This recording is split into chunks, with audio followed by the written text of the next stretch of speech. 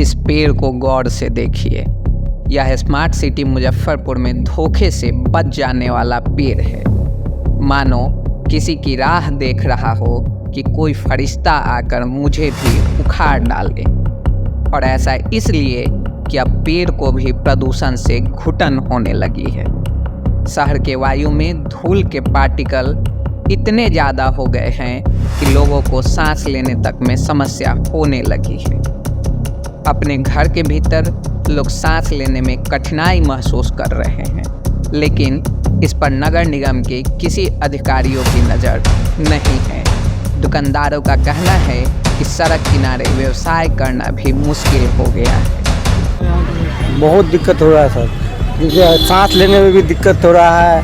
अब गाड़ी घोड़ा चलता है पूरा सांस मुँह में जाता है ना, पेड़ सूख रहा है, पानी नहीं पटवे नहीं कर रहा, पूरा देखिए कैसे खराब हो रहा है। तो पूरा पेड़ सूख गया पूरा तो धूल पकड़े हुआ। हाँ, पूरा जो अति कीड़ा उड़ा सब पकड़े हुआ है उसमें। अब कितने बजे दुकान खोलते हैं? 6 बजे सुबह। कितने बजे तक रहते हैं? वही 10 बजे आते। काफी धूल लगता होगा दिन भर? बहुत धूल लगता है, पूरा गाड़ी हुआ चलता है, पूरा धूल से खाते हैं हम लोग, फाँकते हैं। धूल फाँकना जी, इससे तकलीफ होता है कि नहीं? तेजा में जलन टाइप का बुझा रहा है सब, धुआं तो इसी में जाएगा ना, सांस लेने वगैरह में। हाँ, दिक्कत हो रहा है। इस महिला को गौर से देखिए। धूल के कण से परेशान होकर मास्क पहनने को विवश हो चली है। कमोबेश वही हालत विद्यार्थियों व अन्य राहगीरों की भी है, जो बिना मास्क चल रहे हैं, किसी प्रकार अपने नाक को ढकने को विवश हो चले हैं। कैसे यहाँ पे धूल धक्कर रहता है? क्या उससे तो बहुत प्रॉब्लम होता है सांस उस लेने में। इसके बाद बहुत गंदा होता है, पैर भी पूरा गंदा है, देख लीजिए। धूल की वजह से? जी, धूल की वजह से कितना तकलीफ होता है जब बहुत तकलीफ होता है। नगर निगम की शिथिलता का जायजा लेने जब हमारे संवाददाता निकले तो उन्होंने पाया कि कई जगहों पर सड़क की खुदाई की गई है, लेकिन वहां कोई निर्माण संबंधी घेराव नहीं किया गया है। कई जगहों पर नाला के टूटे स्लैब भी पाए गए। सड़क पर अवैध पार्किंग का नज़ारा भी कुछ अजीब सा दिखा।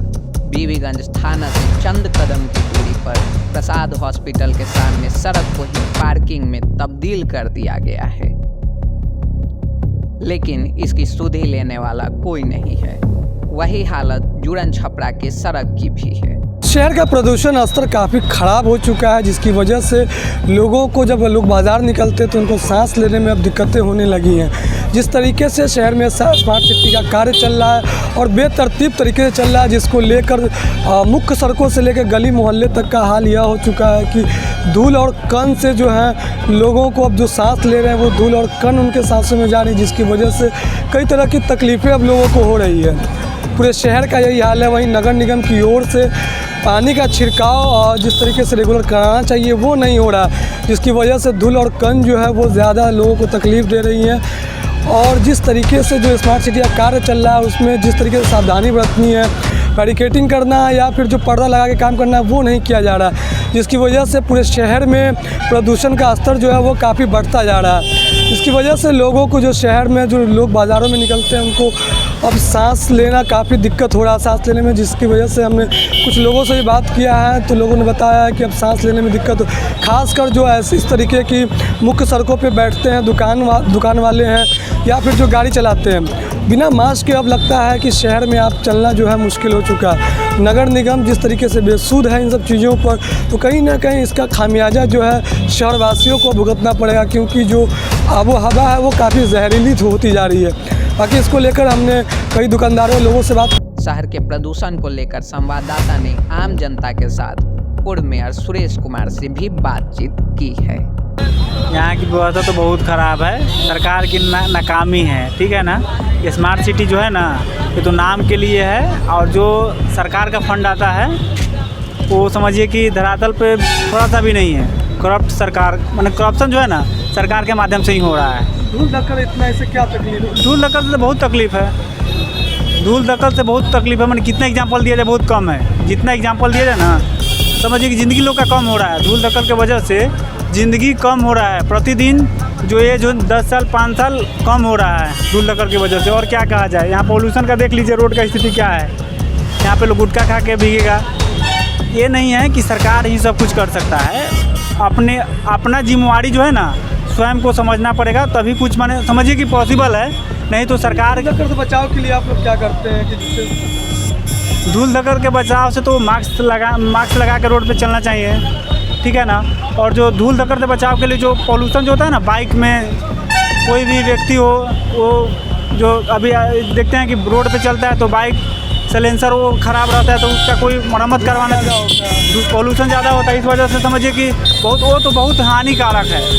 डस्ट तो है ही है और वो तो बहुत ज़्यादा हानिकारक है। क्या कहेंगे, क्या कुछ नगर निगम की तरफ से की जा रही है? देखिए, प्रदूषण के बारे में क्या कहना है। प्रदूषण के बारे में आप देख रहे हैं, प्रदूषण जो शहर में हो रहा है वो जानलेवा है, और जानलेवा इतना खतरनाक है। आज के पेपर में पढ़िएगा कितना ये प्रदूषण का लेवल बढ़ गया है।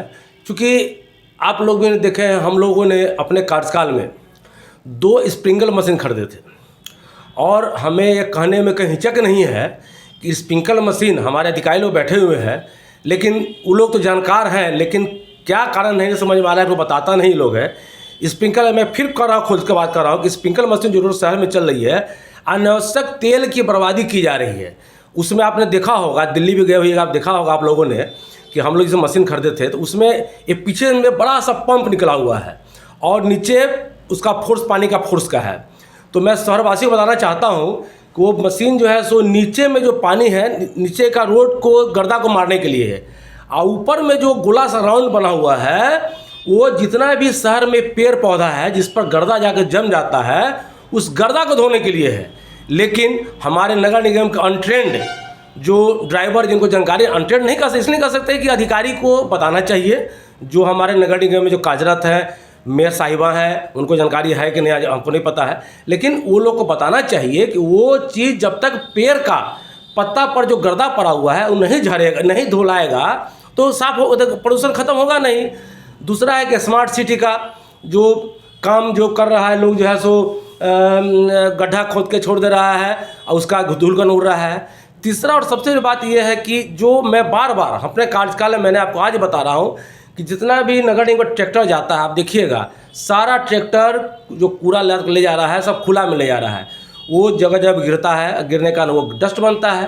तो ये सब 3-4 कारण, छोटे छोटे कारण है। अगर इसको नगर आयुक्त महोदय और नगर निगम के मेयर साहिबा अगर इस पर ध्यान दे के और इस पर कार्रवाई करे तो हमको लगता है कि प्रदूषण का लेवल बहुत हद तक घट सकता है। इससे लोगों को काफ़ी दिक्कतें होने लगी, सांस लेने में कई समस्या आने लगा। आप देख रहे हैं, हम खुद खांस रहे हैं, और लोग का जो स्थिति है, डॉक्टर साहब डॉक्टर अरुण शाह इस बार बार हमेशा कहते रहते हैं, जितने भी डॉक्टर्स हैं सब चिंतित हैं इस पर है। और बहुत गंभीर बीमारी, आप शहर में निकलिए स्किन में इचिंग होने लगता है। लोग, हमारे शहर के लोग तो समझिए कि बहुत संवेदनशील भी है, और बहुत हमको कहने में हिचक नहीं है कि लोग बोल नहीं रहे हैं, नहीं तो अभी स्थिति ये बनती कि लोग उग्र होना चाहिए, लेकिन अब नहीं उग्र हो रहे हैं, क्या कहें। अब अपने स्तर से प्रयास वगैरह किए थे? हम अपने स्तर पर तक इतना प्रयास करते हैं कि नगर निगम के नगर आयुक्त महोदय को बार बार देखिए, पत्र देखिए, मैंने हमेशा पत्र लिखा है, हमेशा लिखते रहते हैं, लोग साइन भी करवाते रहते हैं, लेकिन कोई कार्रवाई नहीं हो रही है ये। लेकिन बहुत गंभीर परिणाम होने वाला है, और मैं फिर कह रहा हूँ कि मैं इसके लिए माननीय मुख्यमंत्री से और माननीय उप मुख्यमंत्री तेजस्वी यादव जो नगर विकास मंत्री हैं उनसे भी मैं इस पर मैं पत्र लिखूंगा, और ना होगा तो पर्सनल मुलाकात करूंगा।